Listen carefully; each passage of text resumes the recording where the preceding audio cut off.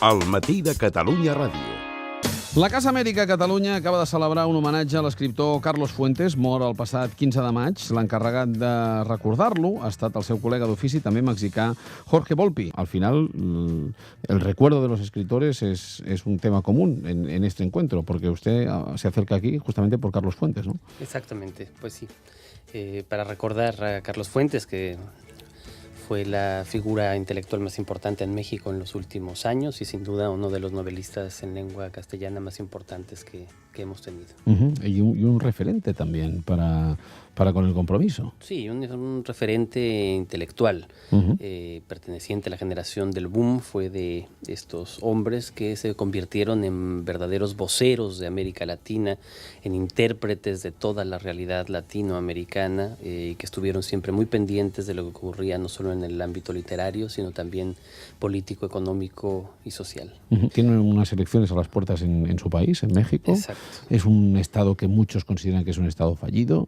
Hay quien habla pues de la potencia del narcotráfico y de lo que supone. Al final hay quien entiende que lo del narcotráfico será pues también un negocio para algunos que al final se convierte en dictadura para el pueblo. Comienza en el momento en el que el presidente Calderón decide atacar directamente a los cárteles del narcotráfico, descabezándolos, provocando que se atomicen, que peleen más entre sí y que comience esta guerra entre los propios cárteles y entre el gobierno y los cárteles. Una guerra que yo creo que a 5 años de iniciada es obvio que ha fracasado. Quizá porque sus postulados eran imposibles. Yo creo que la única forma que puede resolverse verdaderamente el problema del narcotráfico es con la legalización de las drogas. De otra manera, lo que está sucediendo es que en cualquier parte del mundo, aquí en Barcelona, cualquiera puede encontrar la droga que quiera, a la hora que quiera, haciendo 3 llamadas de teléfono. Pero en cambio, como hay una supuesta prohibición de las drogas, provoca que justamente quienes se aprovechen sean los grupos criminales. Es un negocio que da dinero muy rápidamente, aunque acorta las vidas también muchísimo. Ahora, también hay que insistir que sin duda es el principal problema de México. Tenemos 60,000 muertos, probablemente 15,000 desaparecidos. Son cifras propias de una guerra civil. Pero también hay que decir que no estamos en una guerra civil, que México no es un estado fallido. México es un país muy grande. Es ya la 10ª economía del mundo, ha superado a España. No es muy fácil, no es muy difícil bueno, hoy, ¿eh? No fue tan fácil, ¿eh? Se esmeraron muchísimo. Nosotros en hacerlo mal, ustedes exacto. en hacerlo bien. No, yo creo que bien. ustedes en hacerlo mal, en este caso. O sea, que hay es futuro. Un país muy grande, es un país en donde no puede decirse que hay un estado fallido. Hay regiones del país que sin duda se han vuelto muy conflictivas, donde la violencia es enorme, donde ha cambiado realmente la vida de estas ciudades. Monterrey, por ejemplo, ¿no? Desaparece la vida nocturna, hay miedo a salir a la calle, pero hay muchas otras partes del país que son tan pacíficas como cualquier lugar en Cataluña. Bueno, yo tengo esta doble perspectiva. Yo el último año lo he vivido en España, en Madrid. Sí. Y claro, lo que sucede siempre es que se tiende a sobresimplificar la realidad. Ni Europa está absolutamente en quiebra, ni México está absolutamente gobernado por el narcotráfico. Lo que tiene que hacer quien intente comentar la vida de estos países es justamente dar cuenta de la complejidad y la sutileza de los comportamientos sociales que no pueden restringirse a solo decir Europa o España está quebrada o México está asolado por el narcotráfico. Hay mucha más vida que esto. Hay pocos matices a nivel político, a nivel financiero, los mercados hacen sus dictados y por tanto ese matiz desde la intelectualidad no sé cómo debería de llegar. No sé si usted sigue apostando más por la ficción al final en sus obras o decir, bueno, este momento hay que contarlo de una manera diferente o el posicionamiento va al margen de la obra creativa de uno. Creo que es importante, tanto desde la crítica periodística y ensayística, como desde la ficción, tratar de desentrañar qué es lo que está ocurriendo verdaderamente. También en México es muy natural, hay muchos colegas míos escribiendo novelas sobre el narcotráfico para tratar un poco de desmenuzar la complejidad del problema. Yo estoy escribiendo ahora una novela sobre la crisis, de tal manera que también desde la ficción creo que es un instrumento para tratar de entender qué es lo que nos está ocurriendo. ¿Y cuál será el argumento principal, dijéramos? Bueno, el argumento principal es que nos ha llevado a esta situación. ¿Y qué ha sido la codicia?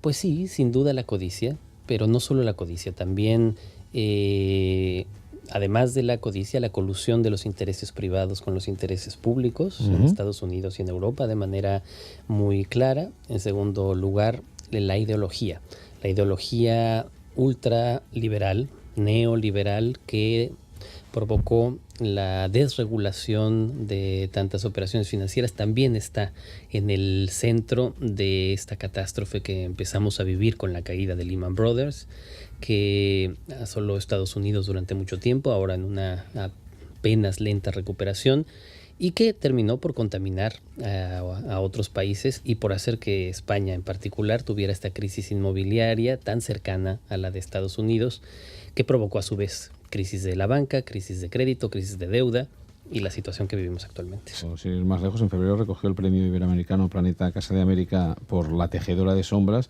que es una historia de dos enamorados llevando la idea del amor romántico hasta las últimas consecuencias.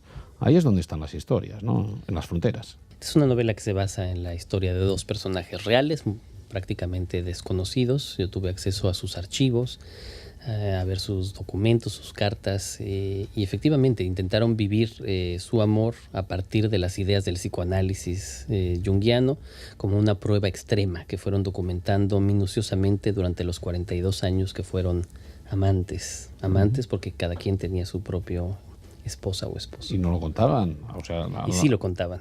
Al esposo y a la esposa. Lo sabían, todos lo sabían. O sea que la frontera se jugaba a fondo ahí. A fondo.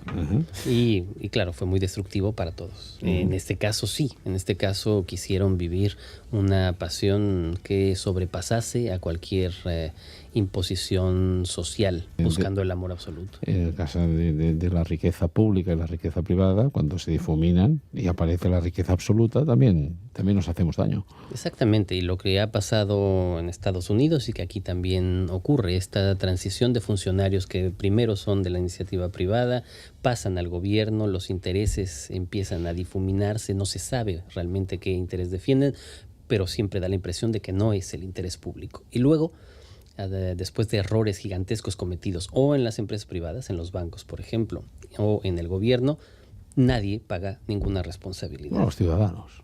Exacto. El ciudadano tiene que seguir pagando con su esfuerzo, con sus impuestos, con el desempleo, con la baja de los servicios sociales, los errores cometidos por esta oligarquía que gobierna el mundo. Y un guionista o escritor, ante esta ficción que estamos contando, ¿qué solución encontraría? ¿Cuál es el desenlace? ¿Cómo consigue el bueno, el ciudadano, salir adelante y encontrar un camino que encauce la justicia? Yo creo que, informándose, siendo crítico, indignándose mucho más de lo que hasta el momento veo que está sucediendo.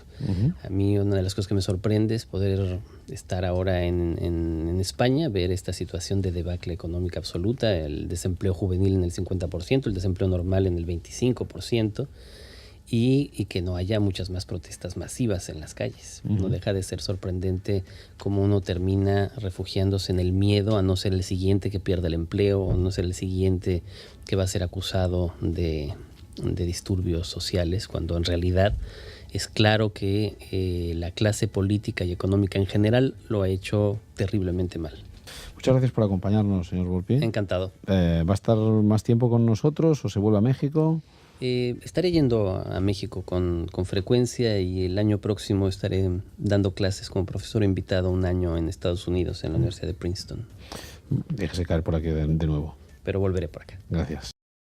Aquí escoltem Catalunya Ràdio.